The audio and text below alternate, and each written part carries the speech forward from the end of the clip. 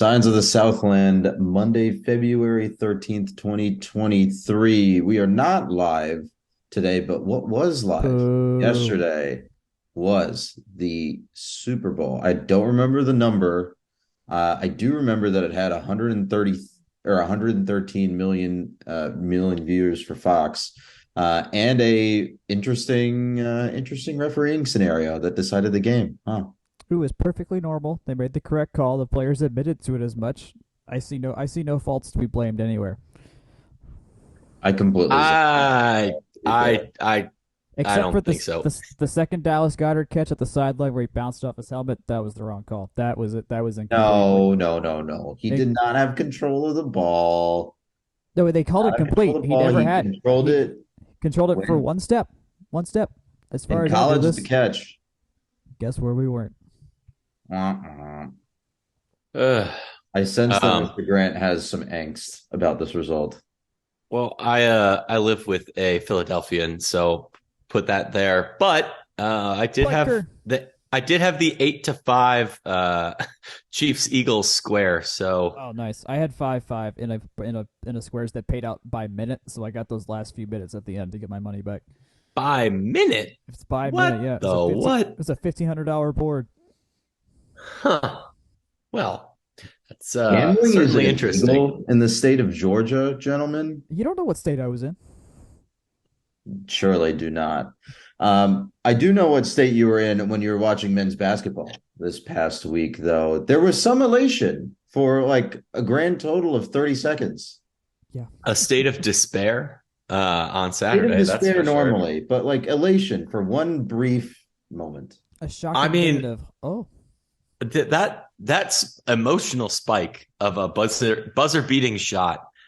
Honestly, I kind of forgot what it felt like, but it felt good. I walked out of McCamish, with a skip in my step. That was fun. It was sorely missed, and it could not happen to a team. Well, at least in conference that I want to beat any more than them. So I love it. I'm here for it. And I was joking to myself, all right, it's time to ink him to another year of contract. Let's go. But Absolutely not. But do you know what you should do? You should actually say the final score of the game for those that didn't watch. yeah, the final score of the Notre Dame game on Wednesday was 70-68. The buzzer beater to which we're referring is a second chance tip in by Lance Terry.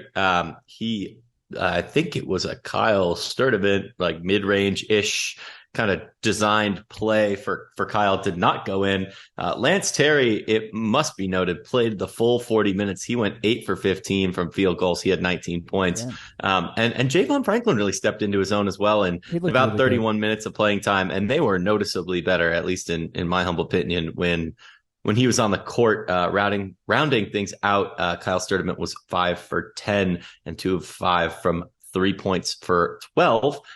Davon was 3 for 9 for 8 points. Debo went 3 for 8 and 2 of 5 from 3-point land, 3 of 3 from the line for 11 points himself. Those kind of round out your big stat sheet hogs. But yeah, I mean, I thought it was a pretty, I mean, not that Notre Dame's the best team on the planet, but we had a good field goal percentage. We had a good 3-point percentage. We were 8 for 12 from the line, which isn't great, but hey, as Pastner says, it takes 770 to win in the league. So Look at that. Speaking of a point where they got to 70, let's talk about Saturday. you So really going to do same that? number of points. I mean, it should have been 2 more. I think it's kind of egregious when you go back and rewatch this game-ending play, and really the whole game-ending minute. Again, this is not a podcast that likes to harp on refereeing. I know that despite the last however many minutes we've already been talking, it probably seems a little bit to the counter there. But yeah, no, basically the last minute of this game was a comedy of errors in just about every way possible. I believe Sturdivant got bowled over with about a minute to play, giving Wake the ball. And then at the end of the game, was it Franklin that got held deep off a Debo pass? Yeah, Yeah. Pretty gross there, especially to see the ACC issue a correction for the end of the Duke Virginia game and not even really acknowledge the fact that there was some pretty, I think, deserved angst In the tech sphere after the game, I will say Georgia Tech did go 8 for 8 from the line, kept them in the game, but they made it to the line 8 times when Wake Forest made it there 24. I didn't see any particular noticeably different aggression or control in either team, so it really leaves a lot to be desired, right? If the other team's getting 16 more chances for freebie points, that's I'd say a pretty big gap there, and kind of surprising a little bit that it was only a 1-point game. That being said, I think Georgia Tech, the summary is that this team, at least I would say, is a lot better than their record indicates them to be at this point, especially in ACC play. It was so weird at that last minute against Wake how like both teams got phantom timeouts for no apparent reason either. Like they're like no one called timeout. They weren't reviewing anything. They didn't need to fix the clock. It was just like we're just stopping for 30 seconds. And then we got to stop for 30 seconds. I'm like, I couldn't tell why. I was like double checking that like my eyes were working based on what they because I saw the scoreboard had no timeouts left for either side. And at least they went both ways on that, I guess. But the foul they called on Javon was just atrocious as well. Like there was nowhere near enough contact to warrant something like that. Josh Pastner for also Josh, I'm sure lost like 10 pounds that game with how much he was moving on the sidelines. Like that man did anything, any kind of emotion that he would do, he probably did that game. To his credit, he cited a previous dictum from the ACC office not to complain about refereeing repeatedly when asked about the refereeing. So he wanted to talk about the refereeing constantly. I want to talk about something that's not refereeing real quick. Just in terms of like the vibe, what we were seeing out there. I think it was pretty clear, at least to me, that this is a better team when Davon's in the game. Kyle Sturdivant and Davon Smith obviously share some time at that point guard position. Davon got 15 points on 7 of 14 shooting, 1 for 3 from 3. He did have 4 fouls, which kind of limited him there. Kyle was 2 for 8 and 1 for 1 from 3 for 5 points. So I think it's kind of coalescing, at least to me, that Javon Franklin versus Rodney Howard and Davon Smith versus Kyle Sturdivant seem to be our calls at the point and the big man position there. I'm curious to hear your guys' thoughts, though. Rodney hasn't been 100% healthy the last week or so, so that's played into it. But no, in terms of just like enjoyability of watching, in terms of those pairs, the Javon pair just is so much more active. It just feels so much more fun to watch. Yeah, and Javon's, I think he's been. I mean, he's not going to be your best in terms of size down low, but at least he makes stuff happen down there. Davon makes stuff happen too. Like they just move differently. Sturdivant, I mean, he's not. I wouldn't go as far as to say he's lethargic out there, but there are just times where it's like, all right, bring something here, that I just don't get it as often as I do with Davon. And granted, the fact that they've been losing a lot doesn't help with trying to maybe not seeing what we could from out of everybody, just because it's been so hard emotionally at the same time, which is hard to ignore. So, yeah, I think right now the Javon wave, if it works, let it work. Yeah, I agree. I mean, that's kind of what I put out there, so of course I agree. But wow, I suggested this idea, and now you're saying the exact same thing? Huh. Yeah, it's a miracle how that works. Again, I will say Georgia Tech shooting pretty solid. They fought till the end. They deserved better than what they got at the end. And it stinks not to be 2-0, but I think this was a growth game, and there's not a lot of season left, but hopefully they can at least have some fun here down the stretch. And I think it's worth pointing out that the rest of the schedule includes Virginia Tech, Florida Tech, Pittsburgh, Louisville, Syracuse, and Boston College in the regular season.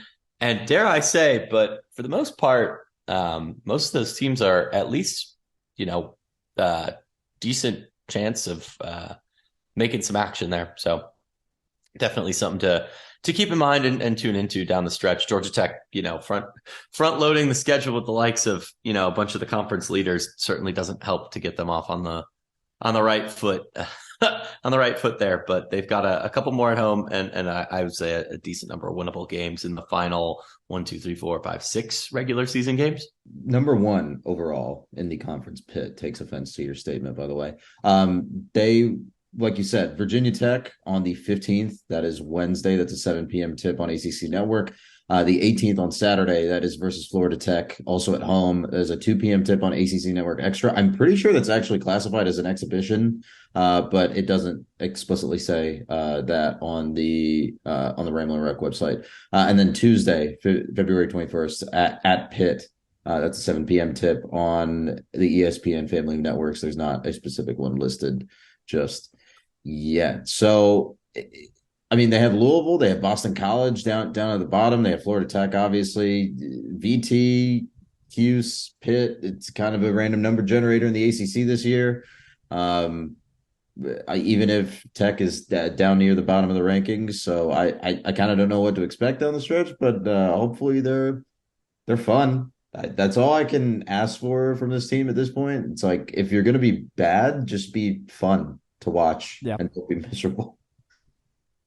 Yep. No comment there.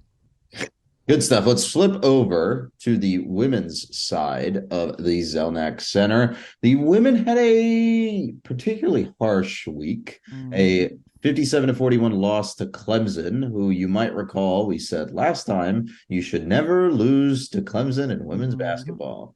And then I cursed us there. And then 85-79 loss to Pitt in double OT. Mr. Purdy, let's start with that Clemson game. What happened? They decided offense was not happening that day, or I guess more Clemson decided that. Yeah, they scored only 41, which is by far the fewest they've scored all season. They scored 41 in the first half of just the next game. So that's how rough it got. Swartz was the only one that even could get 10 shots up, and she led the team in scoring in that as well. I did not catch most of that game. I was out at a dinner, so and I'm glad I was out at a dinner for that game because it ended up not being a good one to watch. Well, they just went cold, right? Yeah, they did win. Cold Yeah, in that third quarter. They were in it. Yeah, the score was fine in the first quarter, and then second and third, they couldn't hit anything. I think they did make a shot like the final 5 minutes of the second or something like that. There was at least a very just super long stretch where they just could not get anything to drop. So that'll always lose you games. Pitt, on the other hand, they were getting stuff to drop far earlier and far more effectively. They hit 7 threes in the first half, and then went cold and never hit another three throughout the next 4 periods of play that happened. This Pitt game was actually kind of fun. Like it was really fun to just watch, even though they lost. And yes, both of the overtime periods were pretty frustrating. And the fact that they went to overtime in the first place is also they never should have gone. They just shouldn't have been there in the first place. That's the main thing. No. But it was a fun game to watch. Like I will again, like I said for the men, like if you're gonna play bad basketball, at least be fun to watch. And this was fun to watch. Yeah, they're still a very youthful, energetic team. At least they're younger than the guys' team, and they're just doing stuff. They're making all the mistakes now. They're doing the fail fast stuff now, which is great. And also, no one played defense in this game. No, there was no defense to really be seen at all. I put in a quote from Nell in the post game. She had like 8 different ways where she said we were terrible defensively. But this one she's going as far as to say like they got to reevaluate what they're doing because they just couldn't get anything done the last 2 games.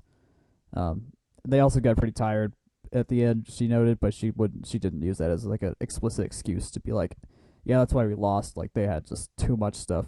They were just giving up stuff they never usually give up.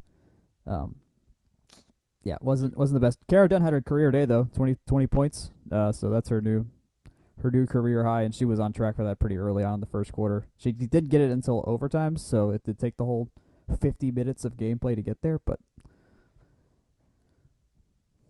I mean, rough week, but like I said, all we can ask for is a fun game. Any other updates coming out of the women's side of the Zelnak Center, Mr. Purdy? Yes, Deja Thomas, who is going to be our probably our most notable recruit for next season, which we'll talk about probably in the summer when we get to that point potting calendar. She's playing in Texas, and her team has won their second straight state championship, and she's been on both teams. So whether you consider Texas a just part of the U.S. or the France-sized country slash state that it is, she's effectively won two of the hardest state championships in the U.S. to win and won them consecutively. So that's a big deal. That's a big deal for us.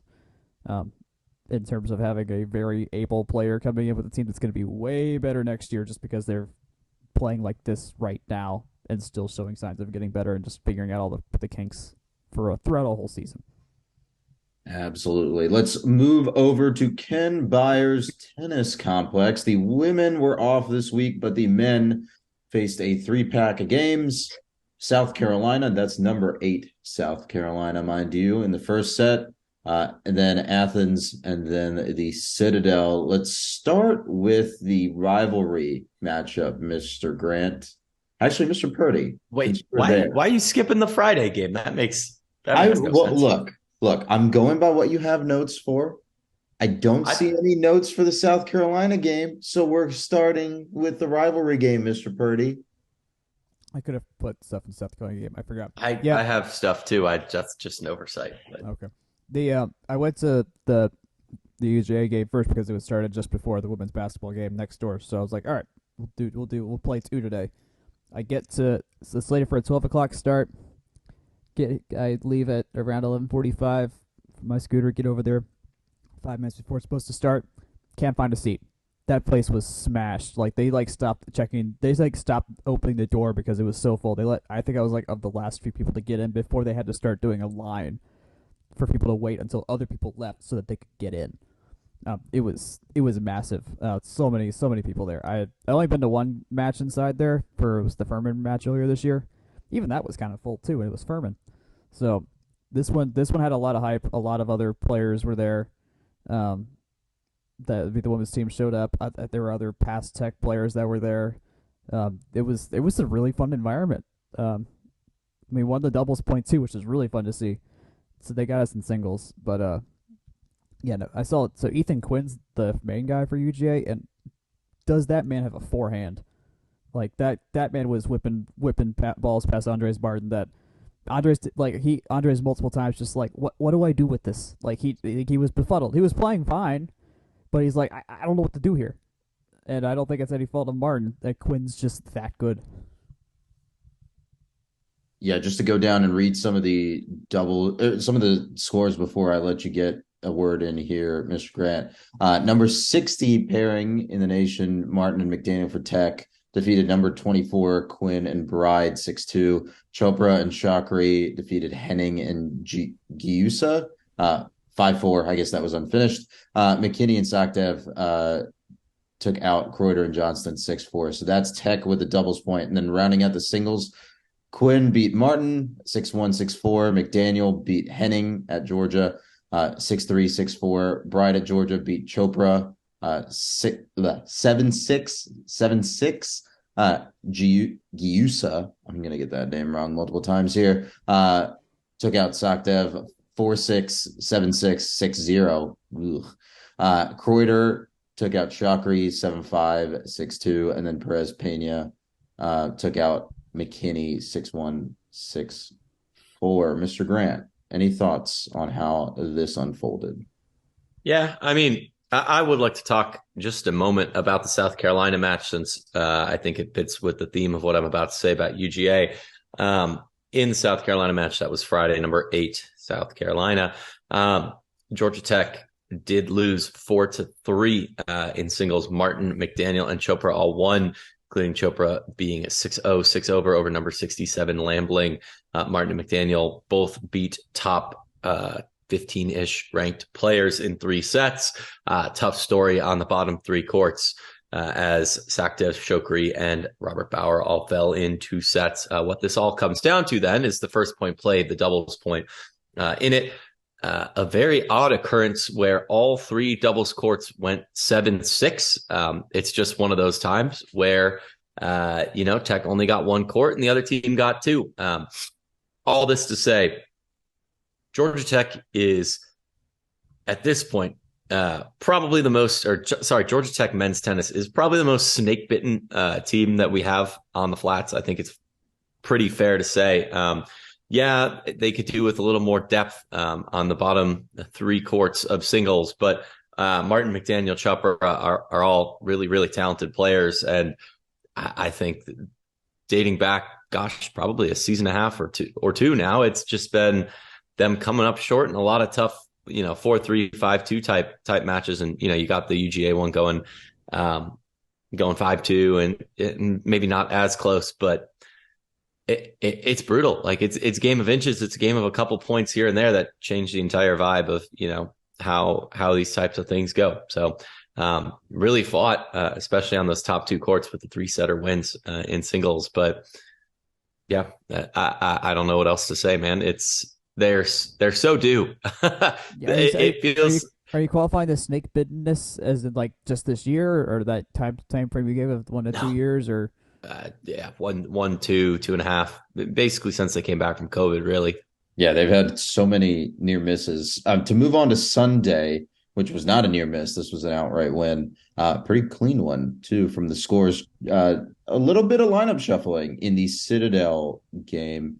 Chopra Shokri were the one double score. They defeated Shoemake and Kaminiki. The Citadel 6-1. Martin and Sakdev defeated Robbins and Bagwell 4-2. That went unfinished because McDaniel and Bauer defeated Benesetic and Hendricks 6-1 in doubles. So going down the singles pairing, McDaniel, Martin, Sakdev, Shokri, McKinney, and Bauer, all Tech players, all won. Not a lot to report. Shokri went to a tiebreak in the second set. So did Sakdev. But everything else pretty clean, pretty good. Anything to say there, Mr. Grant? It seems like we played on par. Like there wasn't any massive surprises here. We still played well against UGA, considering the circumstances. Everyone was pretty pumped for that. I forgot South Carolina was like good. I know we had talked about that earlier in a previous pod. So I mean, I wouldn't say this is an absolute disappointment, but at the same time, there is more to be desired. I think I wasn't going to say something else, but I think that qualification deserves some like re-emphasis in like, it's not a disappointment that they're snake bitten or, just coming up a little bit short. It's more of like I feel bad for them kind of thing. Not like, this egregious result, like it's tough. Like they're playing their hearts out and they're having really great matches, but just can't buy that last point or two, or, it's tough. We'll find some more points on Tech Sports right after this short break. Yeah, and as always, our short break is brought to you by section103.com. Section 103 is the best place to find comfy and classic Georgia Tech apparel. Kind of noted this last week, but I'm circling back around. The North Avenue Trade School with the new and improved or new and refined, whatever you want to call it, school seal is the newest thing that they've got on offer there. I say that as I'm in my classic bookstore Georgia Tech shirt with the old seal on it, but the new one in heather navy with some gold print on it is it's the latest and greatest from Section 103. As always, free shipping on orders over $70. You can find them at section103.com and at Section 103. As we alluded to last week, go vote in the poll. There are right answers, but it's for you to decide what those are. Thanks again. Gentlemen, let's move over to the softball diamond at Shirley Mewborn Clements Field. We previewed softball last week ahead of their Buzz Classic season opener this weekend. It was a mixed First, it was very rainy. It was very rainy outside. It was very rainy. The weather sucked. It was the worst. An entire day of competition got canceled due to the weather, which never really came on Saturday. Not that matters. They went 1-1 versus UConn on Friday. The first game, the season opener, was a bit of a close loss that they nearly pulled back all the way. They were down like 3-4 runs at one point. They then beat St. Francis in a one-hitter by Blake Nelliman, and then lost a real tough game versus newly minted D1 softball number 22 North Texas. Mr. Grant, where do we start the discussion on this weekend for softball? Ironically, or maybe not, I wouldn't even start the discussion with Georgia Tech softball itself. Instead, I want to point out UConn. He might make a cursory look over this result if you're not as into the softball mess as the three of us are. Really me. I'll take the crown on that. But between the three teams that we played, UConn, St. Francis, and North Texas, as we noted, North Texas is pretty comfortably a top 25 team at this point, and UConn and St. Francis both made the tournament last year. That being said, I think UConn is one to focus on, not just because we lost 6-5 and that's tough, but because they essentially imported an entire stacked starting battery in the offseason. Freshman Grace Jenkins and Hope Jenkins played at pitcher and catcher in the first game, and then moved to DH and first base in the second game. I will also note that when Hope was on the mound, she was also their designated player. So, pretty significant pickup for them. Jenkins did pitch 5 innings, gave up 4 hits, 2 runs. Both of those were earned to get the win. Not a bad start for what I would say is some fresh faces. I will also note that at the plate in the first game, the two of them combined for 7 appearances, 1 run, 3 hits, 5 RBIs. That's pretty good. Wow. You might say. And in the second game, they combined for 5 at bats, 1 hit, 1 RBI, and a walk. So definitely, a team that could very well be even better than they were last year, and they weren't necessarily bad last year either. But they're both quite the pickups, and again, not to be immediately jumping to the absolution of the loss, but I mean, if you're going to take 2 losses, much better for them to come against UConn and North Texas than even St. Francis. But St. Francis is a pretty good team too. So maybe I would say a deceptively good showing, as much as we kind of said, or maybe me said that 5-1 was kind of the expectation, but UConn did add a lot, and North Texas, of course, has been rewarded for being a solid program for the second year in a row, it seems. I'll add some color on the Georgia Tech side next to your color on the UConn side. We saw a lot of lineup rotation in these couple of games. Paige Vukadinovich really showed out the first couple of games at the mound. She was at the top of the order for a couple of these. Emma Kauf was still solid as always. Reese Hunter, who we talked about in our preview episode, got some run at catcher and put Emma Kauf in left field. That was an interesting little twist. Bailey Chapin, I believe, was the first baseman. Madison Dobbins in mostly at the designated player spot. I think Grace Conley was at second base. So that kind of rounds out the additions that we were looking for. Some other notes: Auburn Dupree and Jen Saleo had a really bad weekend at the plate. Jen Saleo especially, who went. Let's see if I can find the number. She had 11 ABs and 1 hit. Yeah, she had that one hit to get a couple of RBIs in, but that was it. She was 0-7-7 after the second game on Sunday. Yeah, I see 0.91 batting average right now. Auburn Dupree at 125, so not too far off. Auburn Dupree also involved in the weirdest batter interference call I think I've ever seen on a baseball diamond or softball diamond. Softball diamond. I don't know what to tell you there. I do want to add a little more color for Tech as well. Kinsey Norton coming in to pitch in relief twice. In the first game, she threw 3 1/3 innings, gave up 1 hit, no runs, no earned, 1 walk, 2 strikeouts, 10 at bats, and 11 batters faced for 0.00 ERA in the first game. Also notable because Chandler Dennis did struggle there. They kind of just hung a 5 spot on her in the 4th inning. That was one where we had 2 outs, but they had runners in scoring position, so made it a little tough there.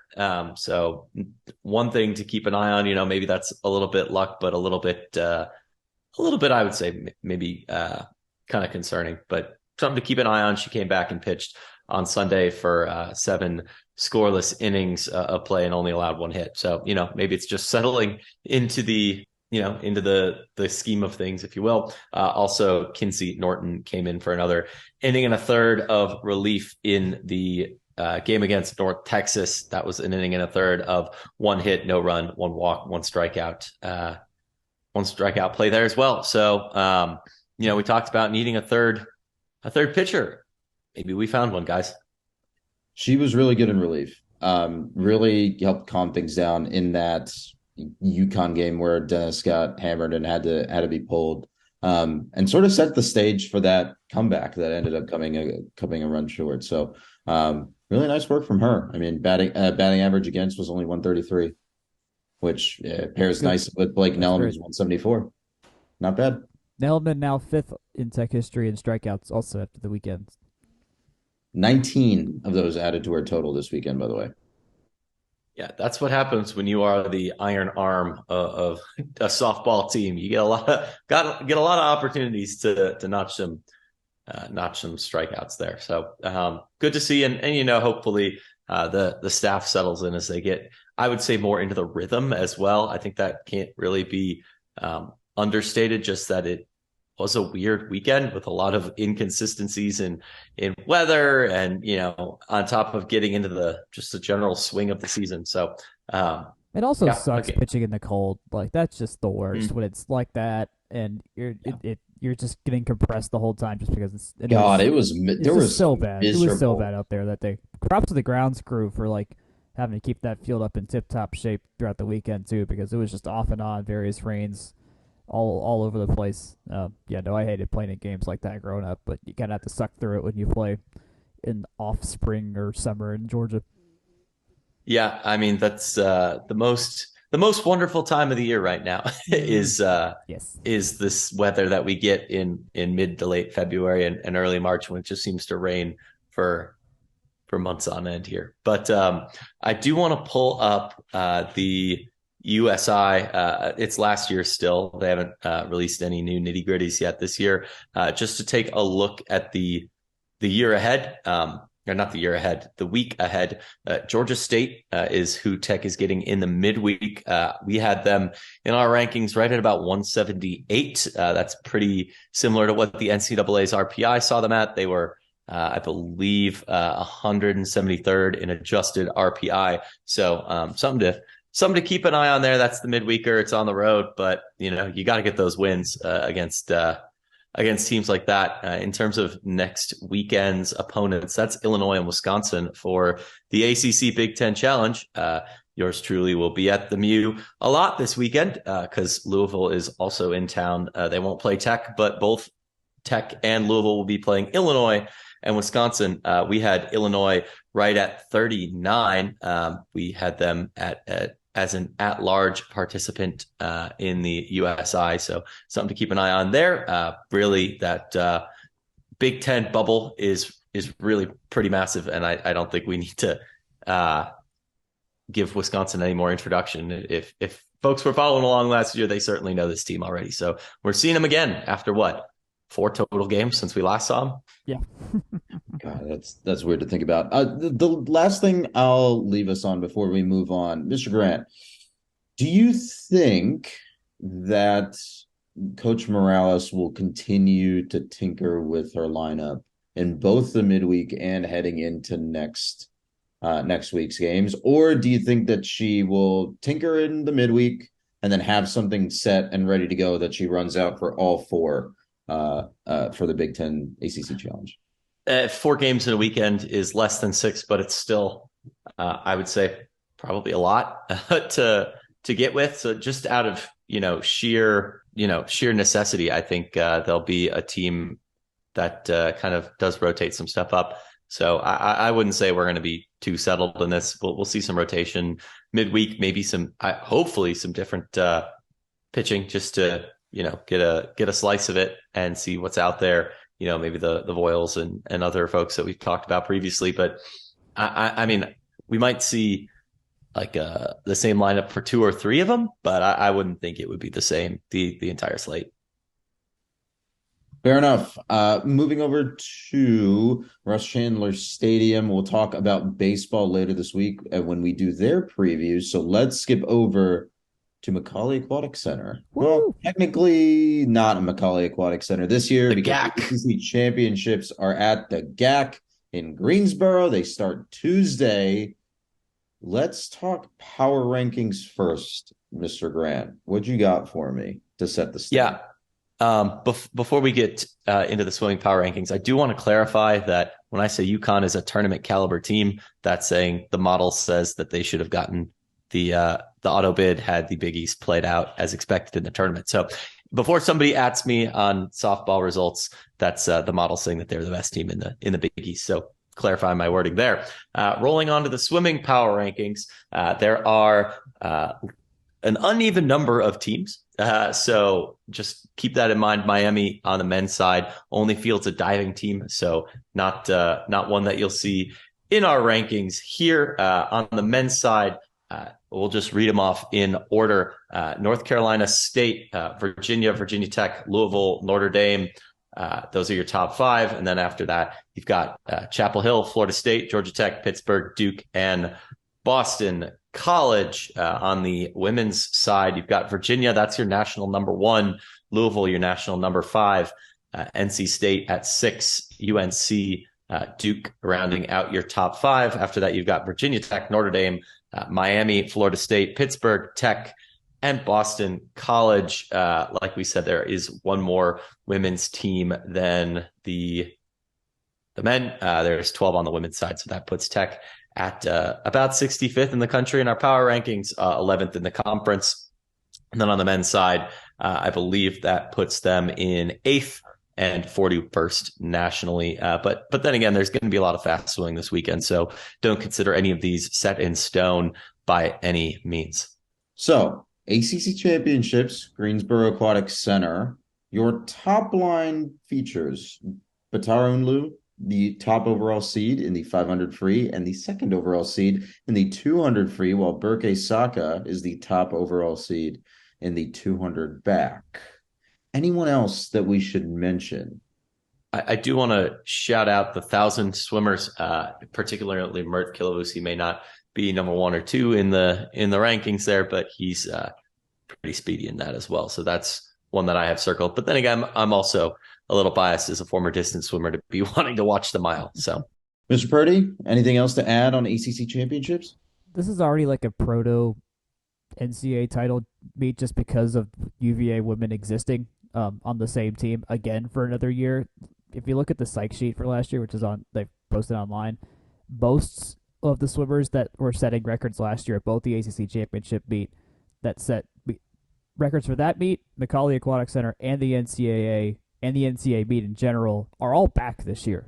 The Walsh sisters are back. Katie Perkoff at NC State, Kate Douglas at UNC or at UVA, Carl Martin at BC, David Curtis at NC State, Yusef Ramadan, and Kasper Stakowski. Like all these guys and girls were insane last year, like just putting record swim up after record swim, and they got another year of training under their belt. So who the heck knows what's going to happen in Greensboro in terms of ACC records going down? I wouldn't expect them to be breaking NCAA records because they still got about another month to taper before that meet in Nashville or in Knoxville or Minneapolis, where the guys are swimming this year.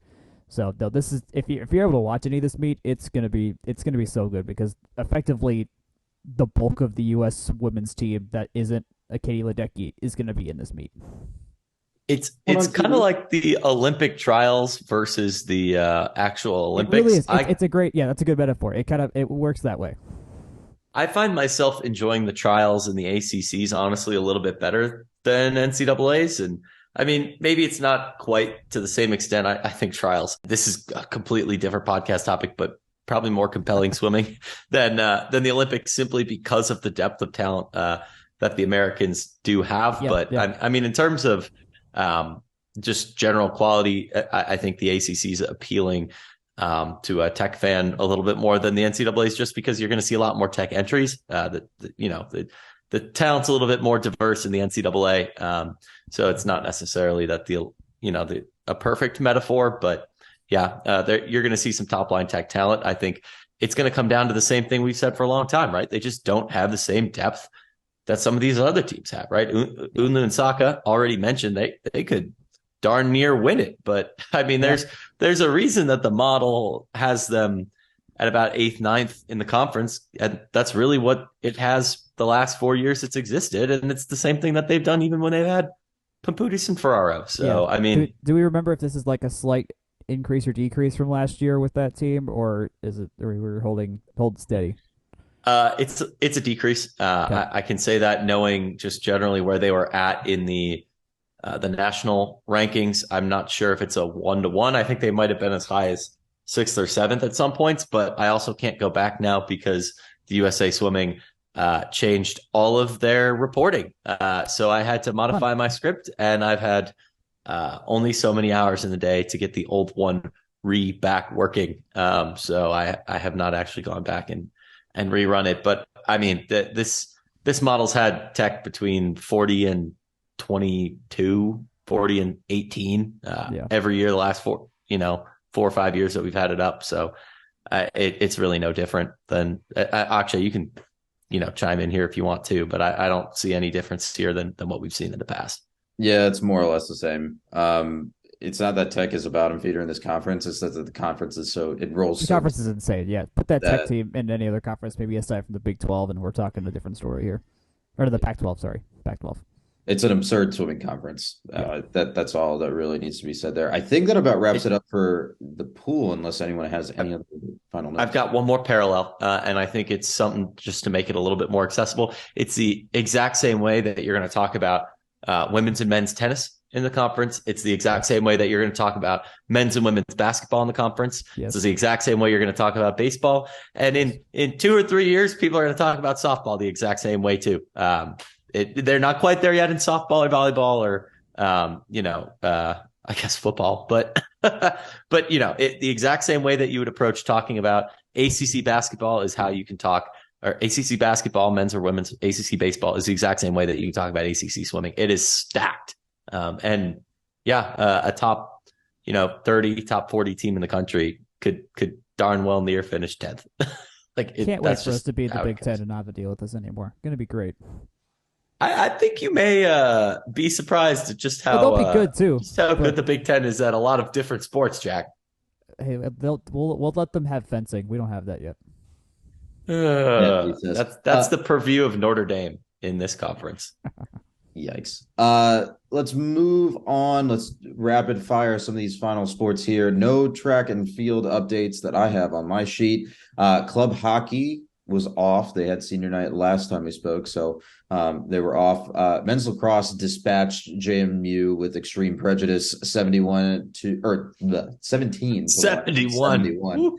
Varsity golf had a weird situation in Hawaii, where there were high winds that took out their scheduled tournament. So they played a very interesting ACC Big Ten challenge, ACC 12 challenge while they were out there. They lost 1-1-4 to Texas, or 4-1-1. Texas won 4 match play points. Tech won 1 by Bartley Forrester's hand, and then Hiroshi Tai split his match. So interesting, cobbled together weekend for the golf team, but I think that about wraps it up for all of these sporting events. But I see Mr. Grant has another walk-on. I have one more comment. I love match play golf. I think that it's a pretty good format. I think it makes for great TV, and I would love to see this happen more. Texas Tech and UNC are both great programs. Texas top 10. Texas, I think, has won more than their fair share of national titles the last couple of years. I don't know which ones off the top of my head, but they're a top 20 team as well. It's a little bit tough because expecting it to be an invitational, both teams only brought 6 golfers. So, that leads to a little bit of wonky lineups there. But, it's something that I think it makes for good TV. I think it's something that really makes the ACC championship compelling golf to follow when we're, if you remember back to last year. But hopefully we see more of this. And I think it's, this impromptu type stuff can be a lot of fun. It was also very fun that, well, like you said, it was impromptu, and it kind of felt like the Coastal Carolina BYU game from 2020, the football game, where they just sort of, they're just like, do it live. I don't know. They're already there. The team's already there. They're not doing anything. But at least the winds abated so that they could get their competition in at the golf course, and play some really tough competition in Texas. Texas is a great program. Really, really great program. They are next in action to round things out. Sunday, February 9th through Tuesday, February 21st. So in about a week-ish time. That's at Camp Creek Golf Club in Panama City for the Watersound Invitational. I don't know if that's something that's been on the schedule in the past. I can't remember off the top of my head. But looking ahead, there are a couple more that you'll certainly recognize if you've been listening to this podcast for a while. So should make for a good spring. And these guys are quietly the most competent team year in and year out that we've got on the flats. They're a top 10 team, and they're probably going to go and do top 10 things this year. So keep an eye out on them. And if you get a chance, go see them. But that's probably the hardest one to catch with how they're always all over the country and in these crazy nice spots. They were like in Scottsdale for half of their competitions somehow, usually. Or Hawaii. Yeah. They're in Scottsdale or Hawaii, so just like take a couple buddies, do the Waste Management Open style trip, but just for Georgia Tech golf. What's the worst that could happen? Speaking of Scottsdale, this is, I believe, the third year in a row that Greyhawk is hosting the NCAAs. So it legitimately, Scottsdale, go find I don't know, some cheap flight out to Phoenix for late May. Fellas, I think that about wraps it up for us. We'll have a baseball episode out later in the week on Thursday. We still have to record that, but we'll get that done, and we'll get that out in your podcatcher feeds. Mr. Grant, take us home. Yeah, thanks as always to this fine podcast's favorite apparel provider. That's Section 103. You can find them at section103.com or at Section 103 on Twitter. Great stuff. Cannot recommend it highly enough. In terms of where you can find us at fromtherumbleseat.com. You can email us at fromtherumbleseat@gmail.com. Please do.